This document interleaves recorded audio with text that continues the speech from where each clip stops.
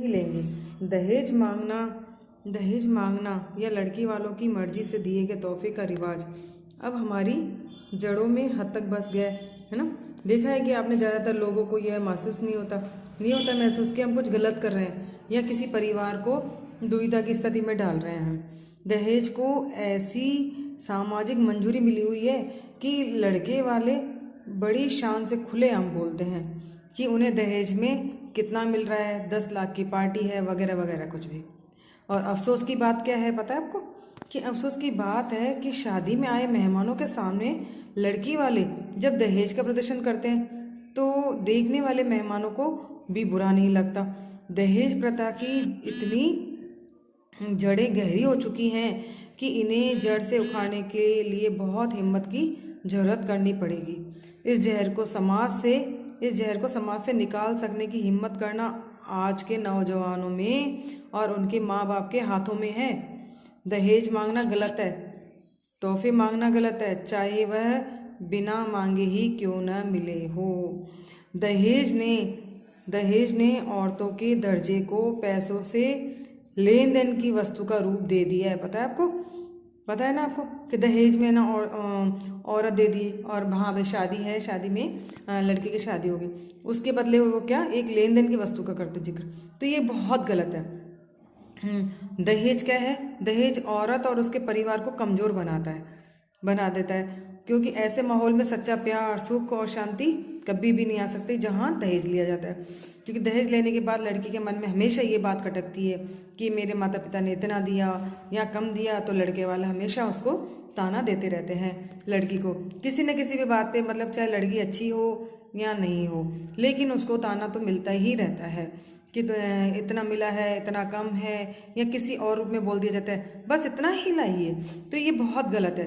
तो मतलब ऐसे माहौल में क्या होता है, सच्चा प्यार, सुख और शांति कभी नहीं आ सकती। एक ताकतवर आत्मसम्मान से भरपूर आदमी की निशानी पता है क्या होती है कि वह औरत को बराबर का दर्जा देता है।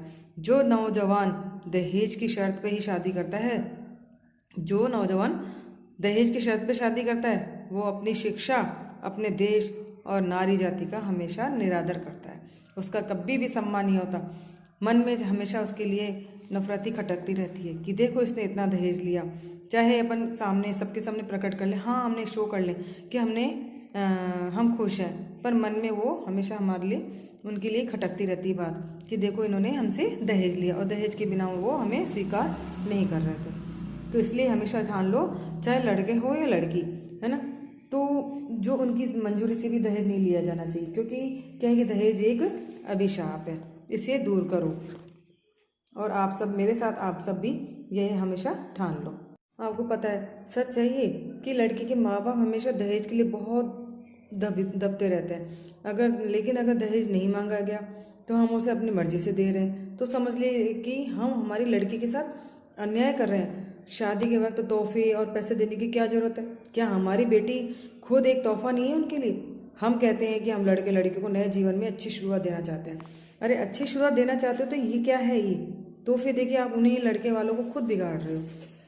लेकिन एक जिम्मेदारी सिर्फ एक लड़के के माँ बाप पर क्यों है? क्या ये दोनों तरफ से नहीं होनी चाहिए?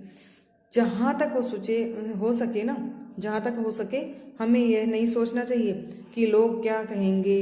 हमें क्या सिर्फ अपनी बेटी की भलाई के लिए यह सोचना चाहिए कि माँ बाप का फ़र्ज़ यह है कि हम अपनी बेटी को अच्छा पढ़ाएं लिखाएं और उसे अच्छे असूल सिखाएं। उसके बाद उस लड़के और लड़की की जिम्मेदारी है कि वो अपनी मेहनत करके लगन से एक कामयाब ज़िंदगी बनाए। जब हम लड़के के परिवार को महंगे तोहफे देते हैं ना, तो ये तोहफे उनकी उम्मीदों को बढ़ा देते हैं। जब माँ बाप बार बार तोहफे देने के लिए मजबूर होते हैं तो उनकी बेटी क्या हो जाता है, हीनता का भाव आ जाता है। उस हीनता की बेड़ियों को वह जिम्मेदारी तक, मतलब हमेशा जिम्मेदारी समझती है और ज़िंदगी भर उसे उस हीनता की बेड़ियों को तोड़ नहीं पाती है। क्या ही अच्छा हो कि लड़के वाले दहेज की मांग न करें और लड़की वाले तोहफे न दें। इसी में हमारी परिवार की इज्जत और खुशहाली है। इसीलिए हमेशा ध्यान रखो कि लड़के और लड़की में कभी भेदभाव नहीं करना चाहिए और ये दहेज जो अभी शाप है इसे हमें ख़त्म कर देना चाहिए, दहेज को।